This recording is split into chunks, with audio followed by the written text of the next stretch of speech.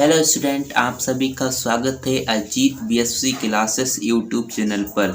और आज की ये video BSc first year first semester zoology theory paper की होने वाली है। यदि आप अदर एग्जाम की तैयारी कर रहे हैं तो भी आप इस वीडियो को देख सकते हैं। एस्केरियासिस डिजीज क्या होती है, तो पूरी जानकारी आज इस वीडियो के माध्यम से हम आपको देंगे। देखिए, जो एस्केरियासिस डिजीज है ये कौन सी श्रेणी में रखा गया है, मैंने पहले आपको बताई थी इन्फेक्शन डिजीज वाली जो वीडियो बनी थी, तो उसमें मैंने आपको कई सारी डिजीज के बारे में दिखाया था और बताया भी था। देखिए, जो विषाणु से होने वाली थी वो यहाँ पर हैं, जो बैक्टीरिया से होने वाली वो यहाँ पर, प्रोटोजोआ से होने वाली यहाँ पर हैं, और जो वर्म से होती है जिसे हम हेलमिंथेस डिजीज कह देते हैं, ठीक है, निमेटोडल डिजीज भी कह देते हैं। तो पहली इनमें से कौन सी है? एस्केरियासिस। तो एस्केरियासिस को हम आज समझ लेते हैं। अगली वीडियो में हम आपको फाइलेरियासिस के बारे में बताऊंगा। ये सारी डिजीज में अच्छी तरह से आपको पढ़ा दूंगा, तो हम सेकेंड सेमेस्टर का सिलेबस बताएंगे और सारे टॉपिक आपको बता देंगे। ओके, तो चलिए सबसे पहले हम देख लेते हैं कि जो एस्केरियासिस डिजीज क्या है और काफ़ी ज़्यादा इम्पोर्टेंट है। देखिए, जो एस्केरियासिस डिजीज है इसे कहाँ रखा गया है? हेलमिंथेस की श्रेणी में से रखा गया है, ठीक है। क्योंकि हेलमिंथेस क्यों कहते हैं? क्योंकि इसका फाइलम है एस्केरियासिस का एस्के हेलमिंथेस। आप यहाँ पर देख सकते हो एस्के हेलमिंथेस इसका फाइलम है, और इसका क्लास कौन सा है? निमेटोडा है, इसीलिए हम इसे निमेटोडल डिजीज कह देते हैं। आप यहाँ पर देख सकते हो। और इसे हम वर्म क्यों कहते हैं? क्योंकि ये कीड़ों से होती है। ओके, वर्म का मतलब होता है कीड़ों से होने वाले जो रोग होते हैं उसे वर्म कहते हैं। तो ये कीड़ों से होती है, ओके, तो इसीलिए हम इसे वर्म कह देते हैं। तो चलिए अब हम यहाँ पर समझते हैं। आपको समझ में आ गया है कि ये कैसी डिजीज है, कौन सी श्रेणी में रखी गई है? हेलमिंथेस की श्रेणी में रखी गई है। ओके, अब हम देखने वाले हैं कि एस्केरियासिस का जो पैथोजन होता है, कौन इस रोग को फैलाता है, ठीक है। तो इसका जो फैलाने वाला जो रोगजनक होता है, पैथोजन होता है एस्केरिस लुम्ब्रियोकाइड। इसका नाम है एस्केरिस लुम्ब्रियोकाइड। ये एक ऐसा पैथोजन है जो कि एस्केरियासिस डिजीज को फैलाता है, और ये ज़्यादातर छोटे बच्चों को होता है। क्योंकि जो एस्केरिस लुम्ब्रियोकाइड है ये कहाँ पाया जाता है? मिट्टी में पाया जाता है, ठीक है। मिट्टी में पाया जाता है, तो बच्चे मिट्टी में खेलते हैं और मिट्टी को मुंह में यदि रख लेते हैं तो एस्केरिस लुम्ब्रियोकाइड के अंडे होते हैं बच्चों के अंदर स्मॉल इंटेस्टाइन में चले जाते हैं, और वो क्या करते हैं? को ग्रसित कर देते हैं। इस प्रकार से ये एस्केरिस लुम्ब्रियोकाइड फैलता है। तो यहाँ पर लिखा गया है कि ये मानव की स्मॉल इंटेस्टाइन में रहता है, छोटी आंत में रहता है, और ये ज़्यादातर बच्चों को होता है क्योंकि बच्चे होते हैं मिट्टी में खेलते हैं, और मिट्टी में क्या होता है? एस्केरिस लुम्ब्रियोकाइड्स के एग होते हैं, और एग जाकर अपनी संख्या को रेप्लिकेट करते हैं। ओके, और यहाँ पर अगला है कि इसको हम राउंड वर्म के नाम से जानते हैं। एस्केरिस जो लुम्ब्रियोकाइड है, यानी आप कह सकते हैं एस्केरियासिस जो डिजीज है, इसको हम राउंड वर्म के नाम से जानते हैं। राउंड वर्म के नाम से क्यों जानते हैं? क्योंकि इसका यदि आप स्ट्रक्चर देखोगे एस्केरिस लुम्ब्रियोकाइड का, तो इस प्रकार का दिखता है, राउंड के आकार का, गोल गोल आकार का दिखता है। ओके, देख सकते हो आप, ये मेल का स्ट्रक्चर है और ये फीमेल का है। ओके, ये हेट्रोथेलिज्म होता है, यानी विषम जालकता होता है, एक तो मेल होता है एक फीमेल होता है। ओके, तो चलिए यहाँ पर देखते हैं ये कहाँ कहाँ ज़्यादातर होता है। देखिए यहाँ पर कुछ कंट्री के नाम लिखे हुए हैं, जैसे भारत, चीन, कोरिया, फिलीपीन में ये देखा गया है। ओके, तो ये एस्केरियासिस के बारे में थोड़ा सा इंट्रोडक्शन हो जाता है। अब हम एस्केरियासिस का थोड़ा सा क्लासिफिकेशन देख लेते हैं कि कहाँ कहाँ पर इसका कौन सा फाइलम है, इसका क्लास कौन सा है, ऑर्डर कौन सा है, जीनस, स्पीसीज। तो देखिए, क्लास कई बार पूछ लेता है, तो क्लास का थोड़ा सा आपको ध्यान में रखना है। जो फाइलम होता है इसका एस्के हेलमिंथेस होता है, यानी आप हेलमिंथेस भी कह सकते हो। अगला क्लास इसका कौन सा है? निमेटोडा है, इसीलिए हम इसे निमेटोडल डिजीज कह देते हैं। ऑर्डर कौन सा है? एस्केरोडिया है। ओके, और इसका जीनस कौन सा है? एस्केरिस है, और इसका स्पीसीज लुम्ब्रियोकाइड्स है। ओके, एस्केरिस लुम्ब्रियोकाइड इसका पैथोजन होता है, इसीलिए कह देते हैं। ओके, तो ये इसका क्या हो गया? क्लासिफिकेशन यानी वर्गीकरण हो गया। अब हम बात करते हैं कि जो एस्केरिस लुम्ब्रियोकाइड है इसका स्ट्रक्चर किस प्रकार से दिखता है, इसकी संरचना किस प्रकार की होती है। इसकी संरचना हेट्रोथेलिज्म होती है। हेट्रोथेलिज्म का क्या मतलब होता है? जहाँ नर और मादा हों, ठीक है, उसे हम हेट्रोथेलिज्म कहते हैं, यानी विषम जालिकता। देखिए यहाँ पर स्ट्रक्चर इसका कैसा होता है एस्केरिस लुम्ब्रियोकाइड का। देखिए, मेल और फीमेल इसमें होते हैं। आप यहाँ पर साफ साफ देख पा रहे होंगे कि जो मेल का स्ट्रक्चर है वो कैसा है? छोटा है, और जो फीमेल कैसी है? ये बड़ी है, ठीक है। जो मेल है वो कैसा है? झुर्रीदार है। ओके, फीमेल कैसा है? नॉर्मल है। और यहाँ पर मेल कैसा है? यहाँ पर पतला है, और यहाँ पर फीमेल कैसी है, ये मोटी है, ठीक है, और ये पतली होती है और दोनों तरफ कैसी होती है, नुकीली।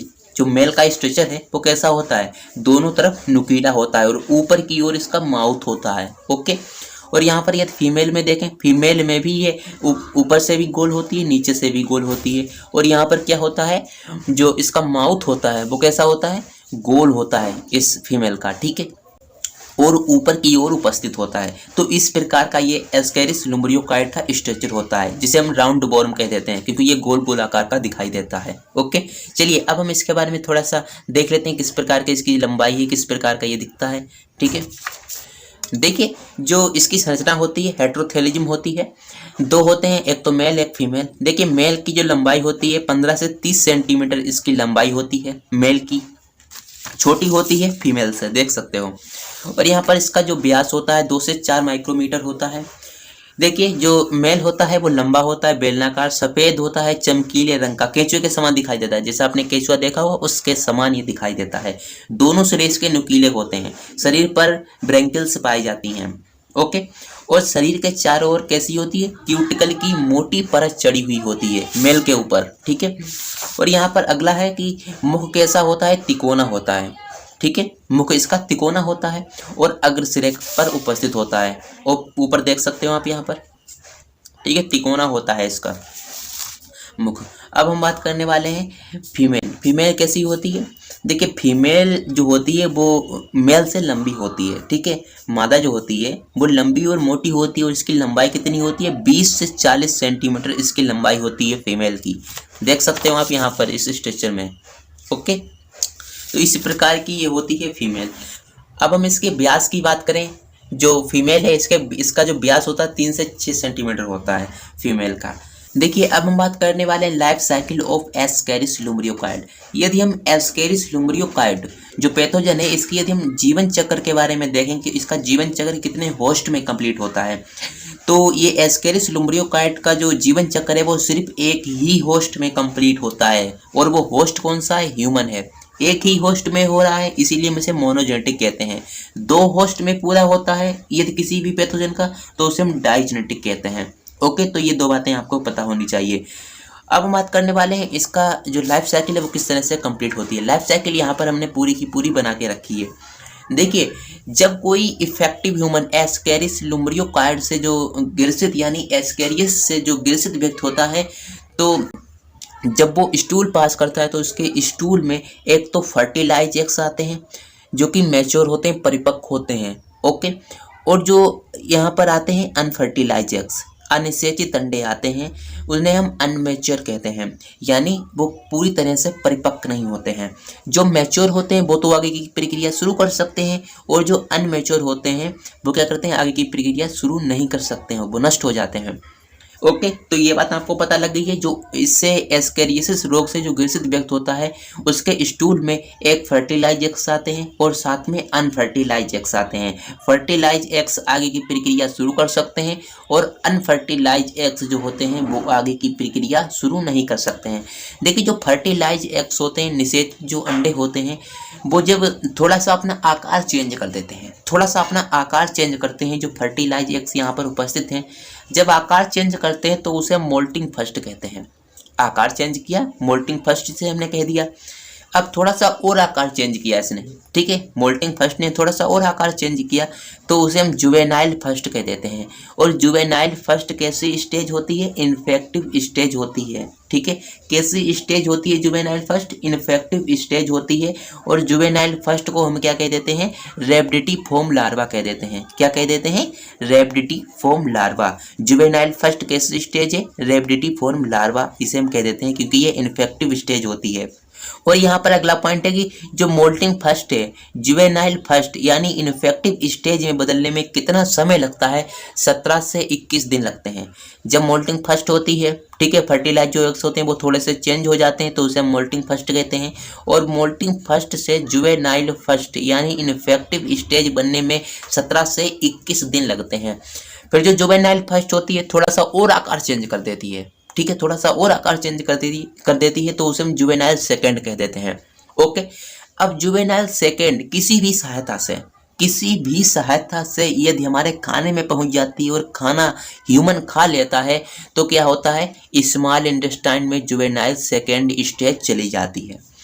ठीक है, तो जुवेनाइल सेकेंड स्टेज यदि स्मॉल इंटेस्टाइन में चली जाती है, फिर आगे क्या होता है, स्मॉल इंटेस्टाइन में हेप्टिक पोर्टल वेन होता है, यानी एक यकृत द्वार नलिका होती है जिसके द्वारा जो जुवेनाइल 2 है ये कहाँ पहुंच जाता है, लीवर में पहुंच जाता है। जुवेनाइल 2 स्मॉल इंटेस्टाइन से होते हुए हिपेटिक पोर्टल वेन के द्वारा लीवर में पहुंच जाता है और लीवर से भी हिपेटिक वेन के द्वारा ये कहाँ चला जाता है, हार्ट में चला जाता है। ठीक है, कौन सी स्टेज, जुवेनाइल सेकेंड, हार्ट में आ गई और हार्ट से कहाँ चली गई, लंग्स में चली गई। ओके, लंग्स में जाने के बाद क्या होता है, जुवेनाइल जो सेकेंड होती है वो थोड़ा सा अपना आकार और चेंज कर लेती है, ये उसे मोल्टिंग सेकेंड कह देते हैं। और फिर बाद और थोड़ा सा अपना आकार चेंज कर देती है तो उसे हम जुवेनाइल थर्ड कहते हैं। फिर थोड़ा सा और आकार चेंज कर देती है तो उसे हम जुवेनाइल फोर्थ कह देते हैं। जब जुवेनाइल फोर्थ स्टेज बन जाती है तो क्या होता है, जब व्यक्ति खांसता या छींकता है तो जुवेनाइल फोर्थ जो होती है स्टेज वो हमारे गले तक आ जाती है। और जब व्यक्ति इसे फिर से निगल लेता है, जब व्यक्ति जुवेनाइल फोर्थ को गले से होकर फिर से निगल लेता है तो कहाँ चली जाती है जुवेनाइल फोर्थ, फिर से स्मॉल इंटेस्टाइन में चली जाती है, छोटी आंत में चली जाती है। ओके, फिर से स्मॉल इंटेस्टाइन में चली गई तो सबसे लास्ट में जो फाइनल मोल्टिंग होती है उसे हम मोल्टिंग फोर्थ कहते हैं। ठीक है, फिर से अपना इसने आकार चेंज किया और आकार चेंज करके क्या बना लिया, मेल एंड फीमेल बना लिया। यानी आप यहाँ पर देख सकते हो, एक तो मेल बना लिया, एक फीमेल बना लिया। ओके, तो यहाँ पर स्मॉल इंटेस्टाइन में एक तो मेल बन गया, एक फीमेल बन गया। ठीक है, अब इसमें क्या हो गया, अब ये क्या करेंगे, male and female small intestine में एक्स देंगे, अपने एक्स देंगे और एक्स कहाँ से होते हुए, लार्ज इंटेस्टाइन से होते हुए ये कहाँ चले जाते हैं, स्टूल में आ जाते हैं। स्टूल में जो फर्टिलाइज एग्स होते हैं वो तो मैच्योर होते हैं, परिपक्व होते हैं और आगे की प्रक्रिया फिर से शुरू कर सकते हैं। और जो अनफर्टिलाइज होते हैं, ठीक है, ये अनमेच्योर होते हैं, ये पूरी तरह से परिपक्व नहीं होते हैं तो ये प्रक्रिया आगे की शुरू नहीं कर सकते। जो फर्टिलाइज एग्स होते हैं वो फिर से ये प्रक्रिया शुरू कर सकते हैं। ओके, तो ये बात आपको समझ में आ गई है कि जो एस्केरिस लुम्ब्रियोकाइड है ये किस प्रकार से अपना जीवन चक्र ह्यूमन में पूरा करता है। तो चलिए अब हम इसकी थोड़ी सी थ्योरी को समझ लेते हैं। बिल्कुल थ्योरी इसी प्रकार से लिखी गई है। देखिए, लाइफ साइकिल ऑफ एस्केरिस लुम्ब्रियोकाइड, ये मोनोजेनेटिक है, यानी एक ही होस्ट में ये अपना जीवन चक्र पूरा करता है। कौन, एस्केरिस लुम्ब्रियोकाइड जो पैथोजन है। और जो मोनोजेनेटिक है एक ही होस्ट में अपना जीवन चक्र पूरा करता है और इसका जो होस्ट है वो कौन सा है, ह्यूमन में ही अपना जीवन चक्र कंप्लीट कर लेता है। इसकी जो इन्फेक्टिव स्टेज होती है एस्केरिस की वो कौन सी होती है, जुवेनाइल फर्स्ट, जिसे हम रेपिडेटिव फॉर्म लार्वा बोलते हैं, या तो हम बोल सकते हो सेकेंड स्टेज कैसी होती है, इन्फेक्टिव स्टेज होती है। और जो संक्रमित व्यक्त होता है, किससे संक्रमित व्यक्त होता है, एस्केरिस लुम्ब्रियोकाइड से जो संक्रमित व्यक्त होता है, ठीक है, यानी एस्केरिस से, तो उसका जो स्टूल होता है उसके स्टूल में फर्टिलाइज एग्स होते हैं। Fertilise eggs moulting first stage बनाते हैं, थोड़ा सा चेंज हो जाते हैं। ओके, मोल्टिंग फर्स्ट से जुवेनाइल फर्स्ट बन जाती है जिसे हम इन्फेक्टिव स्टेज बोलते हैं। ओके, तो जो संक्रमित व्यक्त होता है उसके स्टूल में जो फर्टिलाइज एग्स होते हैं वो बाहर आते हैं और मोल्टिंग फर्स्ट होकर जुवेनाइल फर्स्ट यानी इन्फेक्टिव स्टेज बना लेते हैं। ठीक है, इन्फेक्टिव स्टेज बनाने के बाद क्या होता है, जुवेनाइल सेकेंड में ये अपना आकार थोड़ा सा और चेंज कर लेता है और जुवेनाइल सेकेंड किसी भी सहायता से स्मॉल इंटेस्टाइन में जाती है और स्मॉल इंटेस्टाइन से फिर ये हेपेटिक पोर्टल वेन के द्वारा लीवर में, लीवर से फिर से ये हिपेटिक वेन के द्वारा हार्ट में जाती है और हार्ट से लंग्स में जाती है। ओके, कौन सी stage, juvenile second stage. Okay, juvenile second फिर लंग्स में जाकर मोल्टिंग सेकेंड करती है, मोल्टिंग सेकेंड होने के बाद जुवेनाइल थर्ड, जुवेनाइल थर्ड होने के बाद मोल्टिंग थर्ड, मोल्टिंग थर्ड होने के बाद जुवेनाइल फोर्थ स्टेज बन जाती है। जुवेनाइल जब फोर्थ स्टेज बन जाती है तो जब ये व्यक्ति खांसता या छींकता है तो क्या होता है, वो गले से होकर जुवेनाइल फोर्थ स्टेज वो फिर से स्मॉल इंटेस्टाइन में जाती है। सबसे लास्ट में जो स्टेज होती है वो कौन सी होती है, मोल्टिंग फोर्थ। ठीक है, जुवेनाइल जो फोर्थ होती है फिर सबसे लास्ट में थोड़ा सा और अपना आकार चेंज करती है, फिर ये मोल्टिंग फोर्थ स्टेज बना लेती है। ओके, मोल्टिंग फोर्थ होने के बाद मेल एंड फीमेल बन जाते हैं और फिर बाद में क्या होता है, स्मॉल इंटेस्टाइन में मेल फीमेल एग्स देते हैं और स्टूल से ये बाहर आते हैं, फिर से ये प्रक्रिया चालू होने लगती है। ठीक है, इस प्रकार से। तो ये आपको समझ में आ गया है कि इसकी लाइफ साइकिल किस प्रकार से होती है एस्केरिस लुम्ब्रियोकाइट की। तो अब हम बात करते हैं इसका ट्रांसमिशन किस प्रकार से होता है, यानी संचारण। तो चलिए देखिए इसका ट्रांसमिशन किससे होता है। जो फर्टिलाइज एग्स होते हैं स्टूल पर, वो किसी भी सहायता से बॉडी में प्रवेश कर जाते हैं, जिसके द्वारा ये ट्रांसमिशन हो जाता है इसका। अगला है फीको ओरल रूट के द्वारा। जो संक्रमित व्यक्ति का स्टूल होता है उसमें जो फर्टिलाइज एग्स होते हैं वही एक व्यक्ति से दूसरे व्यक्ति में ये फैल जाते हैं। Okay, contaminated food and water से, जब दूषित जल या भोजन होगा तो उसमें कई सारे पैथोजन हो सकते हैं। एस्केरिस, यदि हम यहाँ पर बात करें एस्केरिस लुम्ब्रियोकाइट, तो जो गंदा पानी और गंदा भोजन होता है तो उसके यहाँ पर फर्टिलाइज एग्स होते हैं एस्केरिस लुम्ब्रियोकाइट के। जब व्यक्ति खा पी लेता है तो फर्टिलाइज एग्स स्मॉल इंटेस्टाइन में जाकर लाइफ साइकिल अपनी पूरी करते हैं। यदि ये व्यक्ति संक्रमित हो जाता है इस रोग से तो किस प्रकार के लक्षण दिखाई देते हैं, सिम्टम दिखाई देते हैं। तो देखिए, तो यहाँ पर लिखा है सिम्टम। देखिए मनुष्य की आंत में जब इसकी संख्या ज़्यादा हो जाती है, रेप्लिकेशन कर लेता है, तो क्या होता है, सिर दर्द होता है। ओके, उल्टी क्यों आती है, उल्टी इसलिए आती है क्योंकि भूख नहीं लगती है। क्या होता है कि इसमें भूख नहीं लगती है। और एस्केरिस जो लुम्ब्रियोकाइट होता है ये पूरा का पूरा जो न्यूट्रिशन है हमारे शरीर में उपस्थित जो न्यूट्रिशन है वो ये खींचता रहता है। ठीक है, तो इस प्रकार से ये क्या करता है, हमारा न्यूट्रिशन खींचता है और फिर बाद में ऐसे चक्कर आना और डायरिया, इस प्रकार के लक्षण दिखाई देने लगते हैं। आंत में घाव हो जाता है। क्यों घाव हो जाता है, क्योंकि ये एस्केरिस जो लुम्ब्रियोकाइट जो पैथोजन है ये क्या करता है, न्यूट्रिशन खींचता है, चिपक जाता है स्मॉल इंटेस्टाइन में और न्यूट्रिशन खींचता रहता है, जिसके कारण घाव हो जाता है। और रात में सोते समय दांत का रगड़ना, इस प्रकार के लक्षण आने लगते हैं इस रोगी को। और क्या होता है, भूख की कमी, भूख की कमी होती है। क्यों भूख की कमी होती है, क्योंकि एस्केरिस जो लुम्ब्रियोकाइट है ये इतनी ज़्यादा संख्या में रेप्लिकेशन कर लेता है जो कि स्मॉल इंटेस्टाइन में भर जाता है। ओके, मैं आपको एक स्लाइड दिखा दे रहा हूँ, आप यहाँ पर देख सकते हो। तो देखिए अब हम बात करते हैं इसका प्रिवेंशन किस प्रकार से हो सकता है, किस प्रकार से हम इस रोग से बच सकते हैं। तो देखिए इस रोग से बचने के लिए साफ सफाई का ध्यान रखना चाहिए। ये ज़्यादातर बच्चों में होता है, तो बच्चों को मिट्टी में नहीं खेलने देना चाहिए। ओके, क्योंकि मिट्टी में क्या होते हैं, एस्केरिस लुम्ब्रियोकाइट के एग्स पाए जाते हैं, फर्टिलाइज एग्स होते हैं। वो किसी भी सहायता से, यानी जब बच्चे मिट्टी में खेलते हैं तो मिट्टी में इसके एग्स होते हैं, तो मिट्टी के जो बच्चे मुंह के अंदर रख लेते हैं तो क्या होता है कि जो एस्केरिस के जो एग्स होते हैं फर्टिलाइज, वो बॉडी के अंदर एंटर कर जाते हैं। तो इसीलिए बच्चों को मिट्टी में नहीं खेलने देना चाहिए। हाथों को अच्छी तरह से साफ सफाई रखनी चाहिए। सब्जियां जो होती हैं उन्हें धोकर खाना चाहिए। ठीक है, देखिए यहाँ पर लिखा है कच्ची सब्जी को अच्छी तरह से धोकर खाना चाहिए। जैसे मूली हो गया, गाजर हो गया, इस प्रकार की सब्जी को अच्छी तरह से धोकर खाना चाहिए। हाथों को अच्छी तरह से धोएं। ओके, बच्चों को मिट्टी में ना खेलने दें। तो इस प्रकार के इसके प्रिवेंशन होते हैं, बचाव होते हैं। अब हम इसके ट्रीटमेंट की बात करते हैं, इसके उपचार की बात करते हैं। जब हम डॉक्टर के पास जाएंगे तो किस प्रकार की या वहाँ पर दवाइयाँ आपको दे सकता है। तो देखिए, एक तो होती है सिनोपोडियम, ये दवाई दे सकता है, हेट्रोजोन और टेट्रामिजोल।